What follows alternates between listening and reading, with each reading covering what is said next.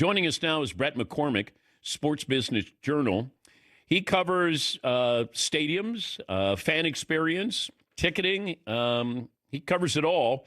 And we were thinking about having you on, Bret, because I'm looking at what the Browns are doing moving to the suburbs. And I guess it's a dome stadium. But I was wondering, when does a stadium become obsolete in your eyes? Great question. And thanks for having me. And as a long-suffering Hornets fan, I hope that Con Canoople joins the list you were just talking about. That is the prayer in Charlotte. Yeah, no, this is a topic I'm thinking about a lot right now because you have this cycle of stadiums that are coming up to the put up or shut up question, I guess. So if, these stadiums built between 1995 and 2005, you've got like Jacksonville, Charlotte, Houston, Denver. I mean, there's probably a dozen of them. And it's the kind of the critical juncture of where, architecturally and engineering wise, you look at, should we renovate this or should we build a new stadium? And I don't write about whether these should be financed by who or whether it's a good investment or what, but that is about the lifespan is 20 to 25 years. You're really studying, should we build a new stadium in a different location, or should we renovate what we've got? And you've got all of the above going on right now, and a lot of those decisions are dictated by location. Is it in a urban area, or is it developable around it, or whatever? That's why I understand the Browns if you want to do a dome stadium. I get that. But where that's located is great, in my opinion. Having been there, and it feels like you could develop around that, I guess, if you want. I've been to Foxborough, where the Patriots play. I mean, they try to set up something there, like, hey, come out to Foxborough. Well, you go to Foxborough to see the Patriots. You're not going to go to, Dave and Buster's there or Applebee's, bring the kids and let's go 20 miles or something. The Bears are moving out of downtown as well. Is that a dome stadium as well? That's a good question. I haven't seen the design yet, but so what they're looking for is space. So I think with the Cleveland waterfront, I think there is an issue that it's difficult to develop down there because of some roads and the way it's set up. But you would think that in both cases, Chicago and Cleveland, that the waterfront would be difficult to beat. But I think what they're looking for is space. And it kind of speaks to one of the trends that's happening in sports venue design right now, more with other sports, especially baseball, where you've got people coming to 80 games. It's a little different with the NFL, but what they're trying to do is set up a stadium as a hub of a district where, again, you have people living, working, and playing, and that's what they're looking for is space. And so it is kind of when I talk about location, the location for certain teams can be in an urban setting downtown in the midst of everything, and for other teams they may need space. If you kind of think about the Braves.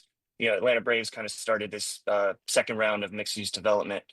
They left a downtown in Atlanta and moved out to the suburbs and created their own, Stepford Wives Village or Potemkin Village of Braves baseball. And so teams have seen that. And the thing with mixed-use development is it's appealing to sports teams because they don't have to share it. It's not in the revenue sharing. So this is money that they keep. And so that has been a big impetus for doing this kind of development. And you're talking about the Bears, the Commanders, Carolina Panthers, the Jaguars, Calgary Flames, renovation there for the Saddle Dome. The Royals and White Sox might be on the list there of doing the same thing.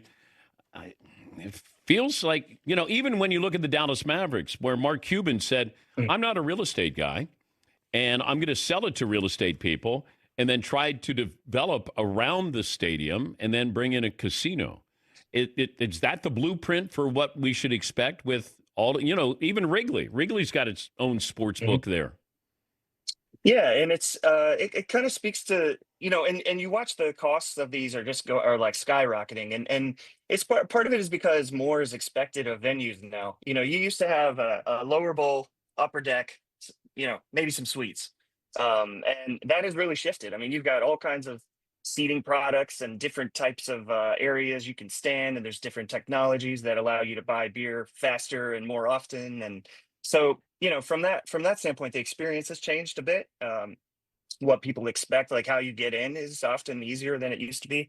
And so, yeah, and so I think what they have always thought about is you get people to come early and you get people to stay later. And again, that's the money that you're generating that you don't have to share with the other 30, 31 owners. And that's become highly appealing as, this whole thing has become more competitive. I think more of the sports ownership groups are looking at these as businesses and less of like a cool, status play thing that I'm going to hand off to my kids.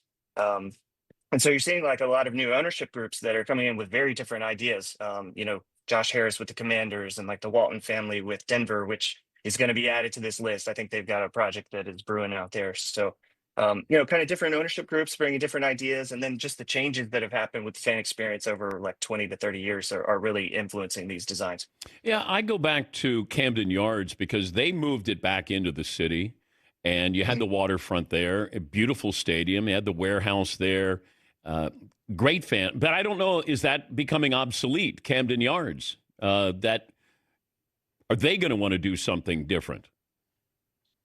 I don't think it's obsolete, but I think you could see more around it. So if you think about what's across the parking lot is M&T Bank Stadium, which is another one of these where the Ravens play that's getting renovated. You've got like this massive parking lot in between that. And so if I'm a parking lot, I'm like, you're in the crosshairs because it's the lowest, it's the lowest possible use of land is to park on it. And so, and if you think about with Camden Yards and M&T Bank Stadium, there's a train that runs right by it. So if you can get people to use the train, you can use that parking lot for something else. I would watch City Field with this. You've got a highly aggressive owner who's very he's got some change, and they've got probably one of the best public transit setups in the U.S. for public sports for sports venues.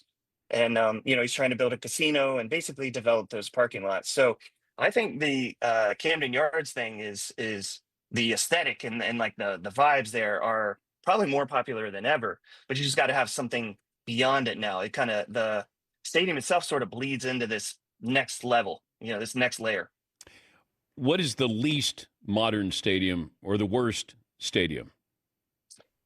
Great question. So I would say so we were just talking about Camden Yards. Camden Yards kind of sparked this like revival of I don't know the architectural term, but maybe like neoclassical or something like that.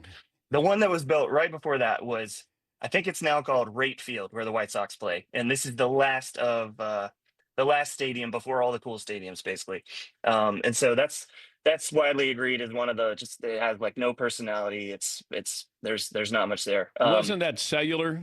Wasn't it U.S. Cellular? It was guaranteed rate, U.S. Cellular. Yeah, I was there. Even the names. Yeah, I was there for the last game at Comiskey, and one of the first ones at the Cell. I remember that, So, yeah. I think charm is the word you're probably like. We want something that has a little charm to it, a little nostalgia as well. But what is the best stadium in America? Oof, great question. And actually, modern stadium.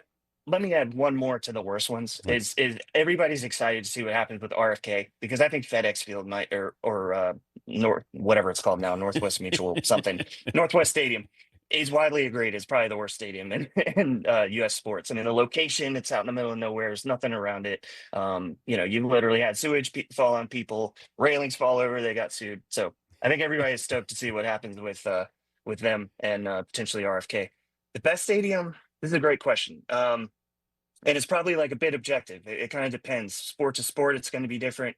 But I think I really love the mid-city kind of older style ballparks. I think everybody does. I would even say the Pittsburgh Pirates have a pretty strong case, which has always cracked me up, because if you had promotion and relegation in Major League Baseball, they'd probably be a single A team by now. But because they don't get relegated, they've invested in their ballpark, and it's beautiful. The Camden Yards is definitely up there. I mean, they're about to do a major renovation on it, which will modernize it.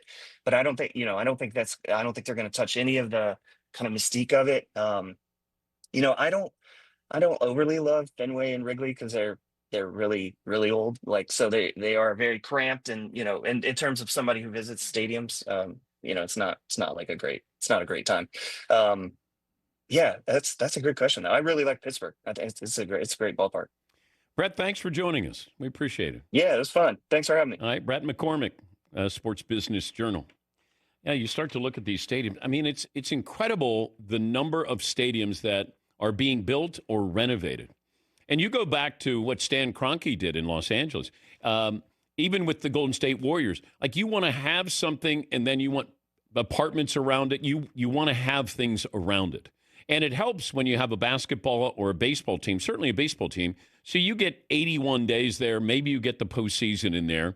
But then the other days, you want to be able to get concerts in there. You want events in there. If you're got an NFL stadium, that's where I understand that you're going to want a dome. And if Cleveland wants to move out, although I love that location, can't you put a dome on that stadium? And I think most financial experts will say the people who benefit from this are the owners.